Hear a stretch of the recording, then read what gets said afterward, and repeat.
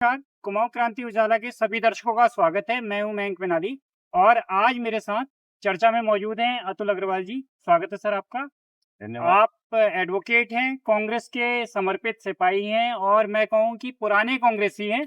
तो आज देश में कांग्रेस को लेकर के भी एक जिस स्थिति से कांग्रेस गुजर रही है उसको लेकर भी आपसे चर्चा करनी है। तो सर मेरा सवाल है कि अगर आज बात की जाए तो आज कांग्रेस पार्टी जो है लगातार हार का सामना कर रही है। किस तरह से आप इसे देखते हैं? कुमाऊं क्रांति के मंच पर आने का, आपको मुझे बुलाने का धन्यवाद और कुमाऊं क्रांति के सभी दर्शकों को मेरा नमस्कार। ऐसा है, कांग्रेस को हार से, जीत से, अब कांग्रेस की जो स्थिति है वो इससे ऊपर चलेगी। जैसे पहले कहते हैं ना कि जो हमारे बुजुर्ग होते हैं वो अब जब एक उम्र पार कर लेते हैं तो फिर वो उनका स्थान बहुत ऊपर हो जाता है। कांग्रेस ने इस देश को बनाया, इस देश को संवारा, इस देश को सजाया। आज भारत को कांग्रेस ने देश संसार में बहुत ऊंचाइयों पर ले जाकर छोड़ा है। एक गाना पहले चलता था बचपन में हमारे कि हम लाए हैं तूफान से किश्ती निकाल के, इस देश को रखना मेरे बच्चों संभाल के। आज वो गाना पलट गया। अब क्या बोला जा रहा है? हम लाए थे तूफान से किश्ती निकाले, तुम उस किश्ती को फिर कर दो तूफान के हवाले। कर्जे का दानव खड़ा है, दांत निकाले। आज भारत पर आजादी के बाद सबसे ज्यादा कर्जा हो गया। 70 सालों में मात्र 55 लाख करोड़ कर्जा था। आज वो कर्जा 2,55,000 करोड़ के पार चला। आप भी रामनगर के रहने वाले हैं, हम भी रामनगर के रहने वाले हैं। अभी आपने कुछ 10 सालों में जो कर्जा बढ़ा है उसका कोई परिणाम यहाँ देखा? कोई चीज बनी? कोई केंद्र की, राज्य की कोई चीज रामनगर में बनी हो खर्चे से? अगर मैं बात करूं तो लगातार आखिर क्या कारण है कि जनता भी तो नकार रही है कांग्रेस पार्टी देखिए, को। कहीं आपको ऐसा नहीं लगता कि जनता लगातार नकार रही है कांग्रेस को? जनता ने कांग्रेस को कभी नहीं नकारा है। जो कांग्रेस के जो निरंतर वोट आते हैं वो अपनी जगह इंटैक्ट हैं। कोई कहीं पर वोटों का जब बिखराव हो जाता है तो थोड़ी बहुत जगह पर कांग्रेस हार जाती है और ये कोई बड़ी बात नहीं है। अब वो बिखराव खत्म होने वाला है, अब फिर लोग जुड़ रहे हैं। और जो कांग्रेस के जो सिद्धांत हैं, कांग्रेस उन सिद्धांतों से तिल भर भी नहीं है, क्योंकि कांग्रेस को हार जीत से, मैंने कहा ना, इससे कोई फर्क नहीं पड़ता, लेकिन हमने अपने सिद्धांतों को कभी नहीं त्यागा। आज भारतीय जनता पार्टी की क्या स्थिति है? कल तक जिस आदमी को वो दुष्ट, चोर, भ्रष्टाचारी बता रहे हैं और अगले दिन ही उसके गले में माला डालना। तो कांग्रेस ने ऐसा कभी नहीं किया। नहीं, अगर देखें हम, जो आप पुराने कांग्रेसी हैं, जी, आपका परिवार भी कांग्रेस से जुड़ा रहा है काफी बिल्कुल समय से, आप बिल्कुल। आज भी कांग्रेस में ही हैं। तो लेकिन ऐसा नहीं लगता आपको कि जो लोग कांग्रेस में थे आज वो सब भाजपा के अंदर जाके शामिल होते जा रहे हैं, चाहे वो छोटे स्तर का कार्यकर्ता हो, चाहे बड़े स्तर के हो, राष्ट्रीय स्तर के हो, प्रदेश स्तर के हो? ऐसा क्यों हो रहा है आखिर नहीं, देखिए कि मैं कांग्रेस के नेता विजय बहुगुणा, आपके पूर्व मुख्यमंत्री, वो कांग्रेस में शामिल हो जाते हैं, सतपाल महाराज शामिल हो जाते हैं? आखिर क्या ये सब है? देखिए, मैं, आपने जो सवाल करा उसका आधा हिस्सा सही है और आधा हिस्सा से मैं सहमत नहीं हूँ। जो जमीनी स्तर के कार्यकर्ता हैं वो कभी कांग्रेस छोड़ के नहीं गए। जो छोड़ के गए वो जो लालच वाले थे, जो दबाव वाले थे, जो दबाव में आकर टूट गए, या जिनके लक्ष्य बहुत बड़े थे। और बाकी मैं बताऊं आपको कि कांग्रेस से ही क्यों जा रहे हैं। जो गहने बनाने होते हैं तो सोना ढूंढना पड़ता है। अब सोना कहाँ मिलेगा? सोने की खान में। तो कांग्रेस सोने की खान है। सबको हमारे ही नेता चाहिए, क्योंकि उनके यहाँ, अपने यहाँ तो कोई है नहीं। अभी आप देखिए, उत्तराखंड में 7 मंत्री कांग्रेस के गए हुए हैं। तो अब जब सोने की तलाश होगी तो कांग्रेस को तो आना ही पड़ेगा। कांग्रेस क्यों नहीं जाती कहीं? कांग्रेस अच्छा, जाती है कहीं? नहीं नहीं, कहीं ना कहीं परिवारवाद की राजनीति नहीं, है। परिवारवाद की राजनीति, ये आपने बहुत अच्छा सवाल किया कि भाजपा जो आकंठ परिवारवाद में डूबी हुई है। आप तो बहुत निष्पक्ष और बहुत सच्चे पत्रकार हैं। आप देखिए, कहाँ से चलें? बीना मेहराना से चलें? जी। उनको क्यों टिकट मिला? हरवंश कपूर की बीबी को क्यों टिकट मिला? नहीं मैं लेकिन, मुन्ना सिंह, मैं हाँ भी परिवारवाद पे आ रहा हूँ। जी, मैं मुन्ना सिंह चौहान खुद भी, बेटी को पत्नी वाइफ भी। भी, जी। त्रिलोक सिंह चीमा बराबर में किनके बेटे हैं? विकास भगत किन के लिए तैयार हो रहे हैं? रामनगर में क्या होने वाला है। हाँ, जी, जी। तो अगर इतने तो टिकट वंशवाद में कांग्रेस ने नहीं दिए, कभी नहीं दिए। और हमारे यहाँ तो जो मैं मतलब कभी भी ऐसा हमने नहीं सुना। अभी मैं तो आपको 10% बता पा रहा हूँ। अभी अगर आप पूरी रिसर्च करोगे तो वंशवाद में तो ये पूरी भाजपा ही बह जाएगी। जी। तो लेकिन आप हमारे वंशवाद का कोई नहीं। हमारे यहाँ वंशवाद कहाँ से मानते हैं?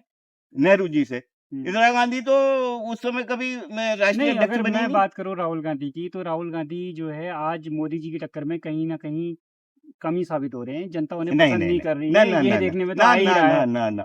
मैं इस बात से मैं आपसे सहमत नहीं हूँ कि मोदी ने मोदी जी के सामने मोदी जी किस किस पॉइंट पे आके नहीं, राहुल ये गांधी जी राहुल से गांधी भी मिलेंगे। परिवारवाद की देन है। नहीं, राहुल गांधी परिवारवाद की देन नहीं है। राहुल गांधी तो गांधीवाद की देन है। जिस गांधी ने पूरा देश पैदल नापा था, राहुल गांधी जी ने उसी गांधी के अनुसरण करते हुए पूरा देश नाप दिया।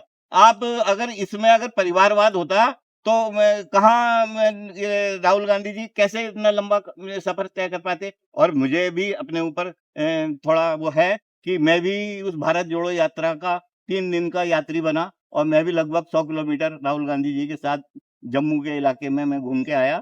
तब देखा मैंने जनता का अपार समर्थन। लोग जो है ऊपर से वहां पर जैसे फूल बरसाते हैं ना, बादाम बरसा रहे थे, बादाम राहुल गांधी जी के ऊपर। तो ये मोदी वगैरह ये कहाँ राहुल गांधी जी की कहाँ टक्कर ले पाएंगे, ये अच्छा, उनके नहीं, सामने कहाँ कांग्रेस बैठेंगे। कहीं न कहीं भीतरघात से तो जूझ रही है, ये तो आप मानते हैं। देखिए आप भीतर सोशल मीडिया पे सबसे ज़्यादा लिखते हैं कांग्रेस के पक्ष में रामनगर के अंदर। तो कहीं आप ये मानते ही नहीं मानते कि कांग्रेस जो है भीतरघात से जूझ रही है, चाहे वो प्रदेश स्तर का लेवल हो, चाहे स्थानीय हो, चाहे राष्ट्रीय हो? देखिए मैं भीतर घात तो सबसे ज्यादा भाजपा में है। रामनगर में अगर आप देखें, यहाँ तो एक दूसरे के खिलाफ एफआईआर करा दे रहे हैं। नहीं, हमारे यहाँ तो कोई एफआईआर नहीं पिछले कराता। पिछले विधानसभा चुनाव में कांग्रेस अपना भीतरघात के चक्कर ही रामनगर की सीट जो नहीं है एक तरह से गँवा चुकी है, आम लोगों का कहना है। वो बात बिल्कुल मैं मतलब उन लोगों का अपना ये सोचना होगा, लेकिन मैं इस बात से सहमत नहीं हूँ। उसमें एक जो टिकट का जो मतलब बंटवारा था, जो टिकट की जो वो थी, वो एकाएक बदल गई। नहीं तो अगर रणजीत रावत जी को टिकट कंटिन्यू होता या जो भी टिकट लेके आए थे वो भी कंटिन्यू करते, तो रामनगर में तो हमेशा कांग्रेस जीतती है। आप लगा लीजिए कि कुल 4,600 वोटों से डॉक्टर महेंद्र सिंह पाल जी हारे हैं। और जितने भी वोट खिलाफ पड़े हैं वो दीवान सिंह जी के भाजपा के खिलाफ पड़े हैं। 17,000 वोट एक चले गए, 2,000 वोट एक चले गए, 1,700 वोट एक चले, ये सब कांग्रेस के ही तो वोट गए। अच्छा, मुस्लिम तुष्टीकरण का बहुत बड़ा आरोप कांग्रेस के ऊपर लगता है, कितने सहमत हैं आप इस बात से? नहीं, नहीं, ये तो ऐसा है कि जब मैंने मुस्लिम यूनिवर्सिटी की भी बात होती है, वो हरीश रावत जी पे भी वो सवाल वो उठते हैं। देखिए मुस्लिम यूनिवर्सिटी की जो उपज थी वो भाजपा की उपज है। जी। जैसे नरेंद्र मोदी ने 2014 में और 19 में ये कहा कि जब मैं सुभाष चंद्र बोस जी की फाइलें खोलूंगा तब लोगों को पता लगेगा इन्होंने नेहरू जी ने क्या किया था। क्या हुआ? जी। फाइल खुली, उसका जो अंदर से जो गुब्बार निकला फाइलों का वो किसके मुंह पे चिपका? क्या निकला? उसमें ये निकला कि नेहरू जी ने कांग्रेस की तरफ से, केंद्र सरकार की तरफ से नहीं, कांग्रेस की तरफ से एक ट्रस्ट बनाया और नेताजी सुभाष चंद्र बोस की पत्नी को और उनकी बेटी को उस जमाने में 1,000 रुपए महीने का योगदान दिया जाता था। 1,000 महीने। अच्छा, मोदी सरकार के कार्यकाल को आप किस तरह देखते हैं? मोदी चाहे सरकार वो राष्ट्रीय स्तर पे हो, चाहे अंतर्राष्ट्रीय नीतियाँ हों? अंतर्राष्ट्रीय मोदी देखिए मोदी सरकार की ये जो कार्यकाल है उसका सिर्फ एक लाइन का विश्लेषण है या एक लाइन का निष्कर्ष है कि ट्रंप ने भारत को नर्क बता दिया। जी। अब इससे ज्यादा कुछ भी कहने की जरूरत नहीं। एक संप्रभु देश, एक पौराणिक देश, एक धार्मिक देश जिसने तमाम सभ्यताओं को जन्म दिया, जिसने तमाम पंथों को धर्मों को जन्म दिया, उसको नर्क बताया जा रहा है। तो ये मोदी जी की जो है ये उपलब्धि है कि उन्होंने हमारे देश को कहां से कहां पहुंचा दिया। आज अगर इंदिरा गांधी होती ना जी। आज अगर इंदिरा गांधी होती ना तो ये जो ट्रंप है इसकी जीप काट दी जाती। अच्छा, जैसे अगर मैं अब चलिए रामनगर की मैं बात करूँ आपसे, हम रामनगर में रहते हैं। आप ये देखिए लगातार जो है कांग्रेस पहले यहाँ चुनाव जीत रही, उसके बाद से कांग्रेस लगातार चुनाव हार रही है। तो आप इसका क्या कारण मानते हैं? कि रामनगर को कांग्रेस का गढ़ कहते थे पहले से, लेकिन आज जो है स्थितियाँ बदल गई हैं। नहीं, रामनगर आज भी कांग्रेस का गढ़ है। यहाँ पर जो बहुसंख्यक जो वोटों का जो बड़ा हिस्सा है वो सब कांग्रेस के साथ है। आज भी आप मैंने अभी आपको आंकड़ा बताया, मैं डॉक्टर महेंद्र सिंह पाल जी को जो वोट पड़े, उसमें आप जो है वो 17,000 वोट जोड़िए, और जो 3 कैंडिडेट कांग्रेस को हराने के लिए खड़े गए, उनके वोट जोड़िए, कांग्रेस आज भी बहुत आगे है। तो कभी-कभी थोड़ा वोटों का बिखराव हो जाता है, तो थोड़ा कांग्रेस को असहज हो जाता है, लेकिन कांग्रेस कभी भी अपने सिद्धांतों से समझौता नहीं करती कि हम अपनी हदें पार कर कर कहीं चले जाएं ना, क्योंकि हमको कोई सत्ता का लालच नहीं। अच्छा, एक आम कार्यकर्ता के तौर पे आप कांग्रेस को किस तरह देखते हैं आज के मौजूदा परिप्रेक्ष्य में? कांग्रेस एक ऐसा वट वृक्ष पे है जिसके अंदर तो सारे तरीके के पशु पक्षी प्राणी सारे वास करते हैं। हम तो वो वृक्ष के नीचे बैठे हुए हैं जिसमें कभी किसी को अपनी छाया देने से मना नहीं करा। कोई भी आओ, न मस्जिद पे नजर है, न शिवालय पे नजर है, हमारी तो गरीब के निवाले पे नहीं। हमें तो ये दिखता है कि ये गरीब कैसे अपना पेट भरेगा। आज 3,000 रुपए का सिलेंडर पे, आज महंगाई कहाँ चली गई, कोई इसका कोई सोचने वाला नहीं। कि आप ये महिला आरक्षण बिल पे पूरे देश में विवाद हो रहा है। क्या है महिला आरक्षण? ये देंगे महिला आरक्षण? आजादी से पहले महिलाओं को वोट देने का अधिकार नहीं था। आजादी से पहले वोट देने का अधिकार नहीं था महिलाओं को। कुछ 2-4% महिलाओं को अधिकार दिया जाता था जो पढ़ी लिखी हो, जिनके नाम कोई संपत्ति हो या उनके पति के नाम कोई संपत्ति हो। तो उस समय पूरा देश में सबसे ज्यादा निरक्षर महिलाएं थी, तो वो कैसे वोट दे देती? जब संविधान बना, कांग्रेस ने जब संविधान बनाया, उसमें सबसे पहले महिलाओं को वोट देने का अधिकार मिला। चाहूंगा कि जो महिलाओं का अधिकार है, जो महिलाओं को आरक्षण की बात चल रही है, मैंने वहां से शुरू करी कि सबसे पहले वोट देने का। वोट देने के बाद आज हम एक आंगनबाड़ी कार्यक्रम चलता है, 51 साल पूरे हो गए हैं उसकी। इंदिरा गांधी जी ने उस जमाने में सन 75 में चालू करा था आंगनबाड़ी कार्यक्रम। उसमें आज की तारीख में लाखों महिलाएं, केवल महिलाएं काम करती हैं आंगनबाड़ी में। उसके बाद आया भोजन माता। भोजन माताओं को 1995 में कांग्रेस सरकार ने नियुक्ति करी। भारत माता के बाद एक नाम नया भोजन माता ही आया, जो कांग्रेस की तरफ से उनको दिया गया। आशा वर्कर हैं, आशा वर्कर कांग्रेस की देन है।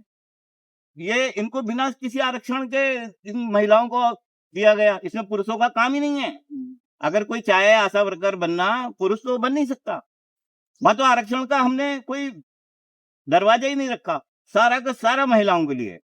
अब क्या है कि जो राजीव गांधी जी ने 33 साल पहले, आज से 33 साल पहले भारत की 2,60,000 ग्राम पंचायतें और अनगिनत नगर पालिका, नगर निगम, नगर पालिका परिषद, नगर पंचायतों में 33% आरक्षण दिया। जरा आप इसको जोड़ पाओगे कि कितनी महिलाएं आरक्षण में बैठी हैं?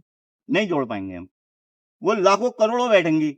इनसे 180 महिलाओं को, कुल 543 महिलाओं का 33%, 180 महिलाओं को आरक्षण नहीं दिया गया। दे देते, लेकिन तुम्हारी नियत नहीं है। नियत कैसे होगी? क्योंकि तुम तो जय सिया राम बोलते नहीं। जब तुमको महिलाओं का कोई सम्मान ही नहीं है। हम तो जब बच्चे थे, तो जब रामलीला देखने जाते थे, तो जो रामलीला के प्रबंधक होते थे वो आते थे बाहर और बहुत जोर से कहते थे, बोलो सियापति रामचंद्र भगवान की जय। आज रामलीलाओं में क्या बोल रहे हैं? जय श्री राम। क्यों? क्योंकि उन्होंने उसको अपने वोट का माध्यम बना दिया।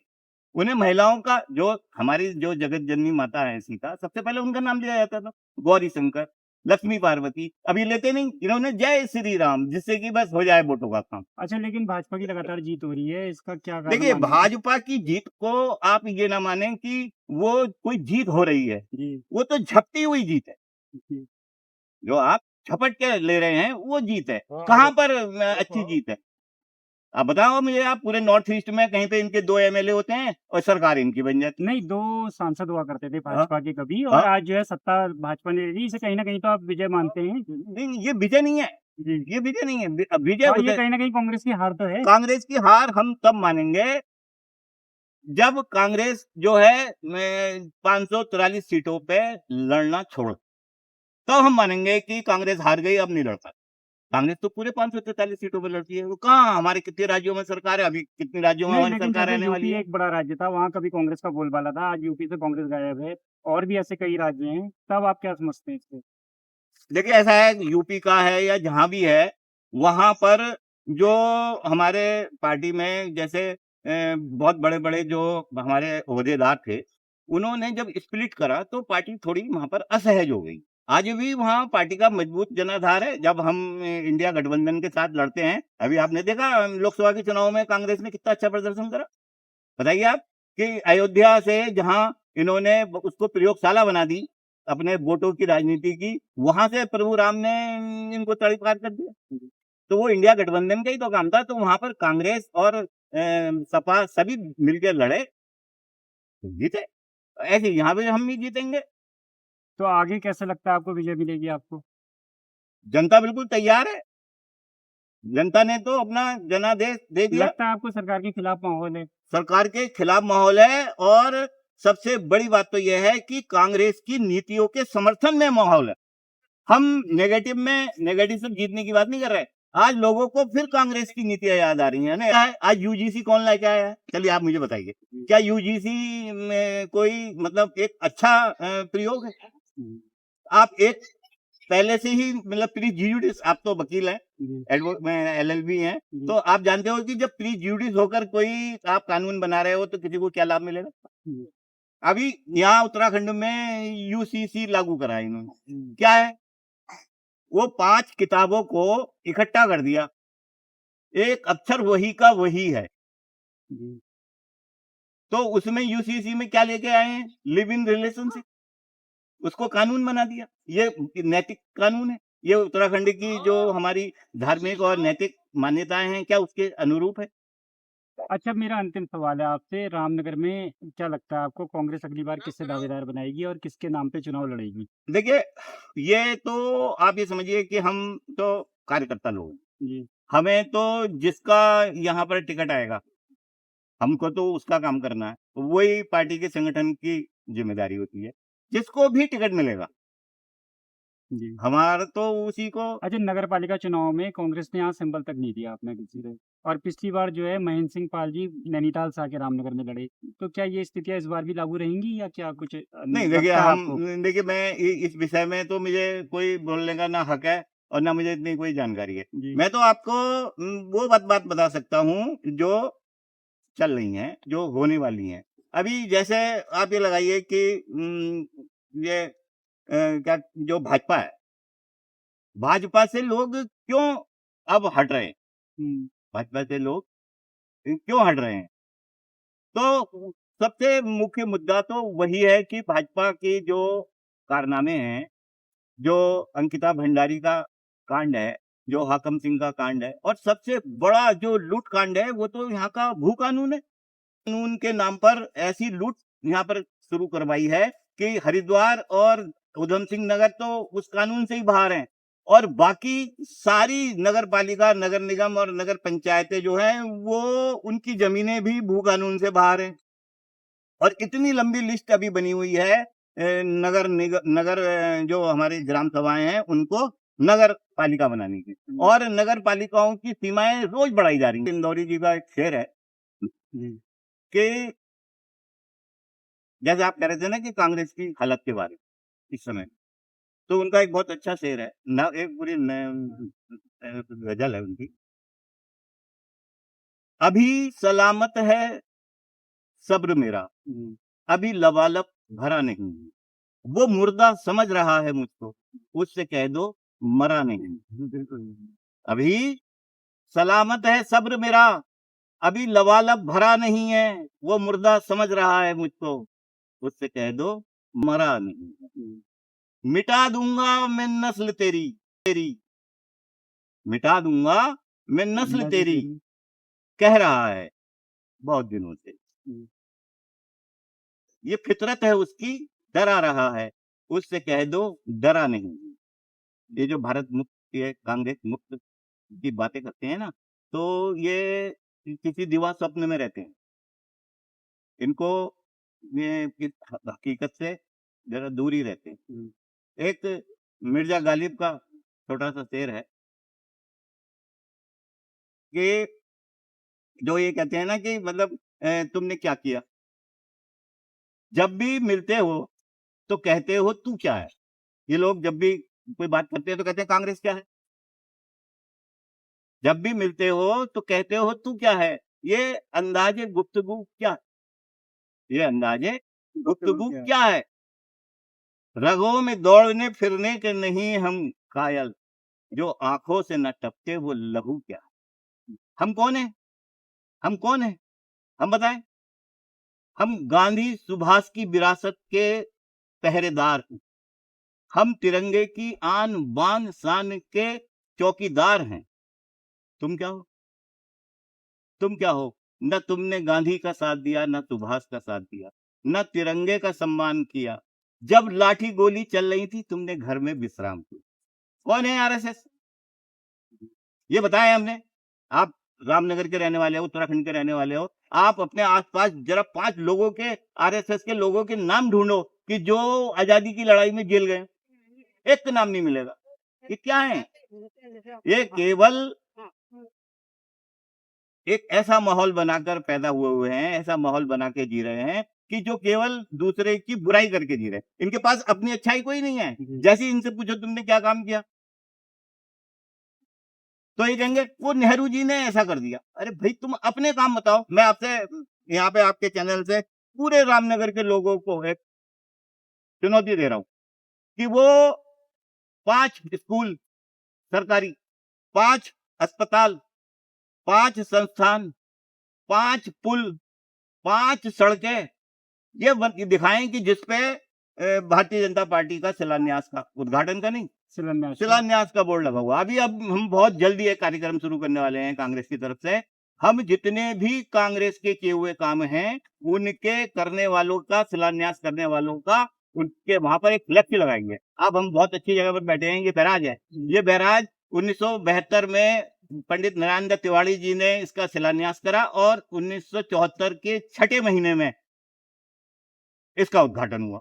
2.5 साल में इतना बड़ा बैराज, ये जो नहर चल रही है, ये जो फीडर चल रही है, ये सब इसी की अंग है।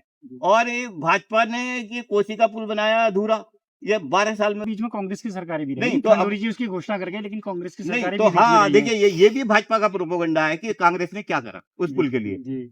उन्होंने बहुत मोटे कमीशन के चक्कर में पीपीपी मोड में उस पुल को दिया और ये पीपीपी मोड की ये नियम बनाए हुए थे कि पैसा ठेकेदार ने लगाना है और जो पैसा लगेगा उसको 25 साल में उसको रिपे करना है।